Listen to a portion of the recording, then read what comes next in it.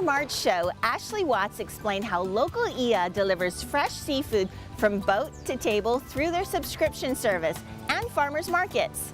In part 2, she tells more about her personal connection to the ocean.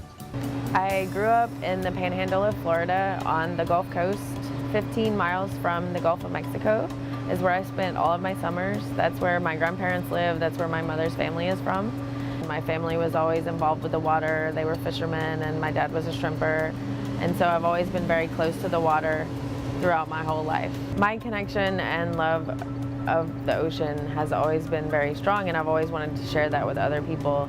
And in order to do that, I think they also should be appreciative of the ocean and want to sustain it and have it be for the future as well. And I figured out throughout my studies and just experiences throughout life that the best way to do that is to connect them with their seafood and to connect them with the ocean itself. And so that's kind of what drives me to do this business today.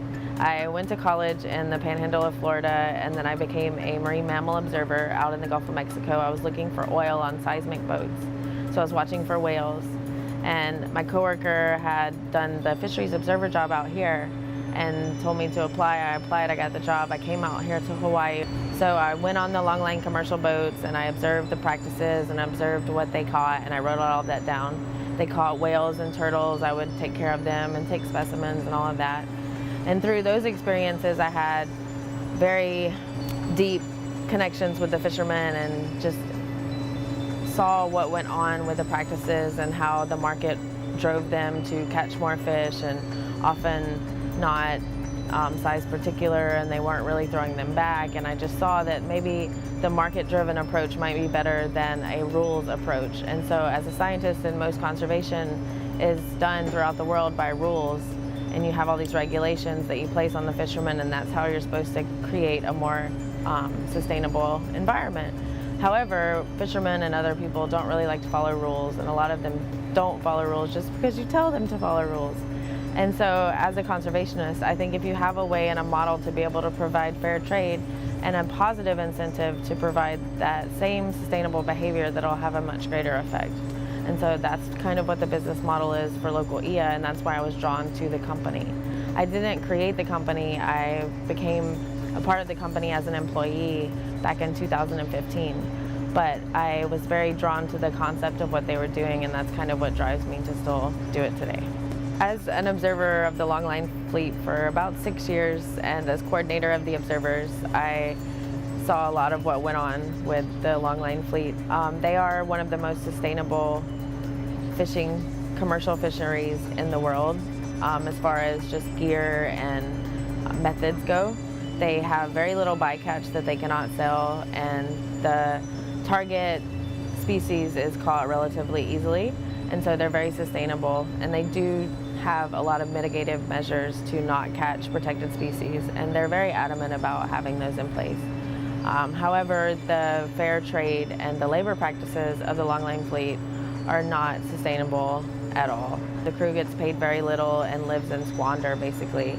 And so I myself personally was involved in testifying at the legislature a couple years ago, trying to get the fishermen more rights and get them to be able to at least have a sanitary environment where they have a shower and a toilet to use the bathroom, because these guys are on boats for a couple years and they don't even have that.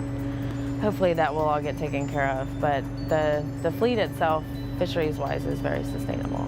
The worldwide fish population is very fluid, and so a lot of the fish populations in the different species, they move around.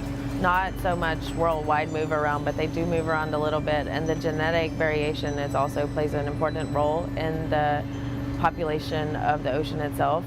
And so the worldwide fisheries, their practices do affect us here locally, maybe not directly by the population, but just as a whole. So the boats that I'm referring to in the worldwide fishing fleet would be purse seiners and commercial drift nets and trawlers, which are a big detriment to the marine environment, because they not only detriment the open ocean but also the bottom, because they have weights that drag along the bottom.